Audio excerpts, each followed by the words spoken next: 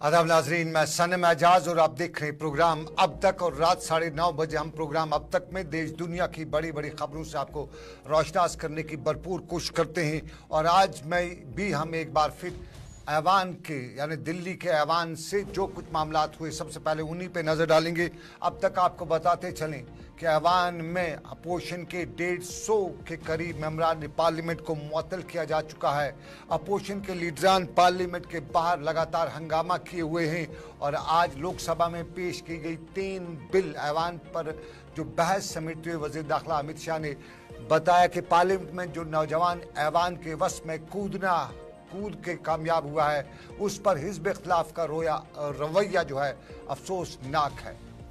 अमित शाह ने बताया कि इस मसले पर सियासत करना किसी भी तरह जायज़ नहीं है और हंगामा आराई के बायस राज्यसभा में चेयरमैन और लोकसभा में स्पीकर को सख्त फैसले लेने पड़े और मेंबरान को मुअत्तल करने की नौबत आई।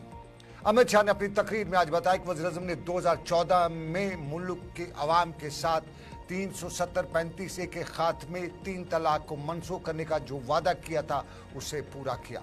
वज़ीर दाखिला ने बताया कि शुमाल मशरक़ की रियासतों में अफसा को हटाने का जो बीजेपी ने वादा किया है वो अभी तक पूरा नहीं हो सका है। ताहम अब सूरत में काफ़ी बेहतरी आई है और शुमाल मशरक़ की रियासतों में 70% तशद्दुद में कमी आई है। ख़वातीन को 33% रिजर्वेशन की बिल के पास होने को एक तारीखी लम्हा करार देते हुए अमित शाह ने बताया कि मुल्क की करोड़ों ख़वातीन को अपने हक़ की लड़ाई लड़ने का मौका फराहम किया है। और जम्मू कश्मीर की बात करते उन्होंने बताया कि अमन कायम हुआ है, 370 के बाद सब कुछ ठीक हो चुका है और आवाम को हर तरह की सहूलियात बहन पहुँचाने की कोशिश की जा रही है।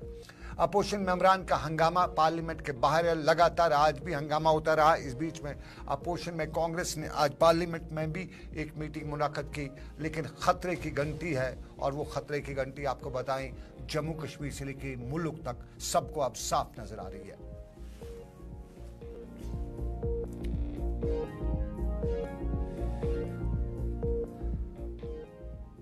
और नाज़रीन, हमने खतरे की घंटी बताया। कल 11 भूचाल के झटके आए थे, आज एक और आया है और खित्ते कश्तवाड़ में भूचाल का झटका आया है।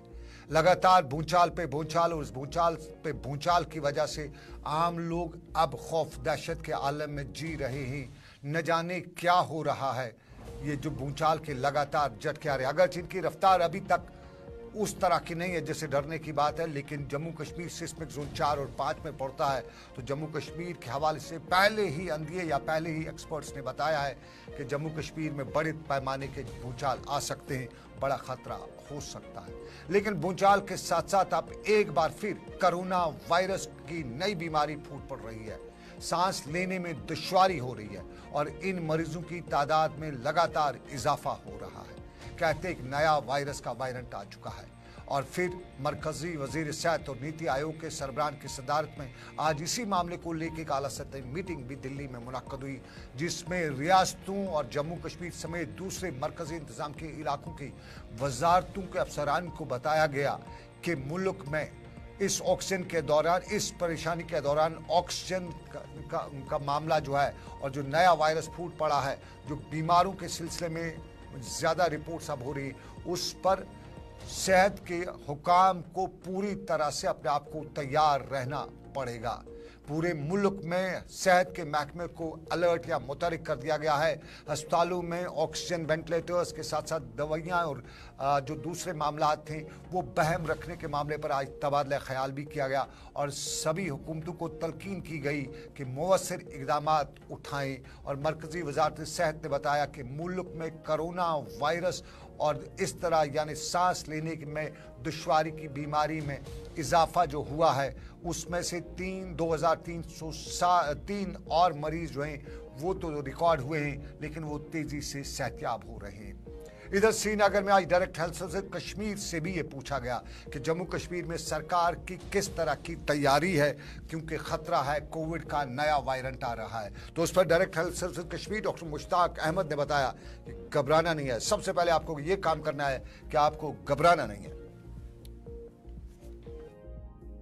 अभी जो देखा गया कि बहुत ज्यादा केसेस तो नहीं है, लेकिन केसेस पाए गए, उन कुछ लोग जो है जो जिनको कोई कोमॉर्बिडिटी थी या सिक थे ज़्यादा आईसीयूज में, उनकी डेथ हुई है।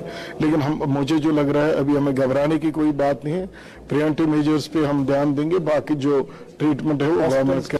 हॉस्पिटल्स में भी कोई एडमिटेड पेशेंट हमारा नहीं आया है, कोई अभी सीवियरिटी नहीं ज़्यादा है कोई। मुझे ये लग रहा है कि हमें प्रिवेंशन लेनी चाहिए, बाकी गवर्नमेंट ट्रीटमेंट के लिए।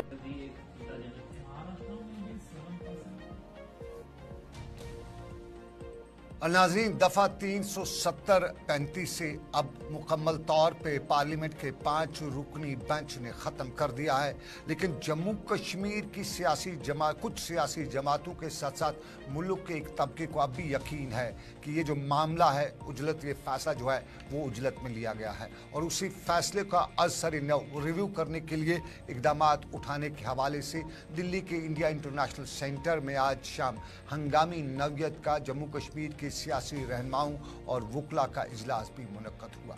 इस इजलास में जम्मू कश्मीर की खसूसी हैसियत और 370 के सुप्रीम कोर्ट के फैसले पर बहस की गई। जराया ये भी बता रहे हैं कि इस गैर मामूली नौयत के इजलास में जम्मू कश्मीर को रियासत से यूटी में तब्दील करने और असम्बली इंतखाबात मुनक्कद न कराने के मामले पर भी तबादला ख्याल किया गया।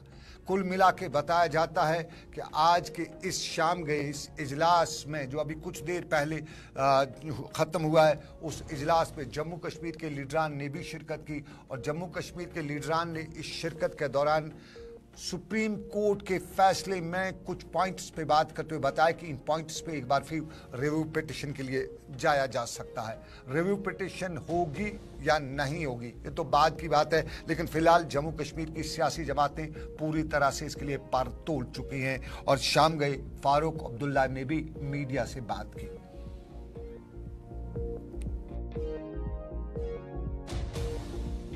It lies still on the books of United Nations Security Council. Plebiscite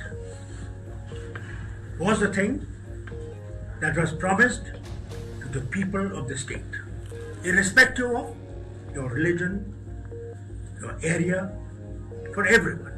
Not only for our part, but the part that Pakistan holds. The only problem came, first thing that was mentioned, that the Pakistani army has to go. And a small contingent of the Indian army will remain to maintain peace. And a United Nations observer will be brought in who will conduct the plebiscite. Tragedy was that when one name was put forward, Farooq Abdullah ने मामला बताया, लेकिन मुल्क की civil society के अफराद भी इस मीटिंग में शामिल थे।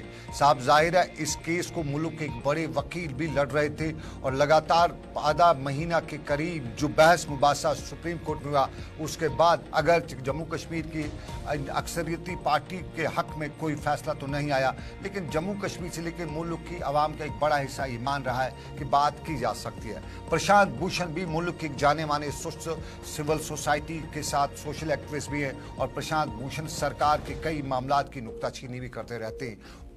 प्रशांत भूषण ने भी इस मामले पर आज ये बताया कि मामला उठाया जा सकता है। जरा प्रशांत भूषण को भी सुन लेते हैं।